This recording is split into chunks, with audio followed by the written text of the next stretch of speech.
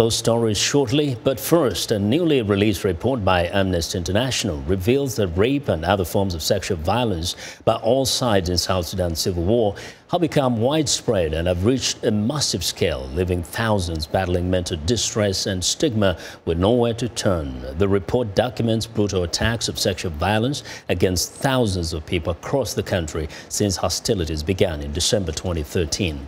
Both parties to the conflict have been accused of committing violations of international humanitarian law and major human rights abuses, including mass killings, rape, and other forms of sexual violence. Human rights groups have also pointed to cases where women across the country have been subjected to sexual slavery, tied to trees, and gang raped or passed from house to house by soldiers. Rights groups are accusing military leaders of ignoring or condoning sexual violence as part of a strategy of ethnic cleansing.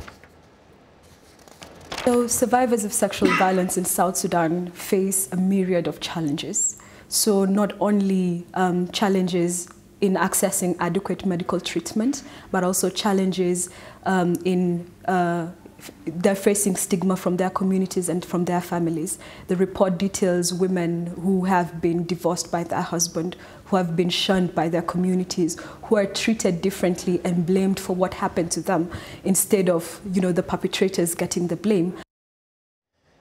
Now, with no sign of peace in sight, Western donor nations announced last Friday that they will commit to no further resources to support implementation of South Sudanese peace deal signed in 2015 until East Africa's leaders find a credible way of relaunching an agreement ripped apart now by the conflict.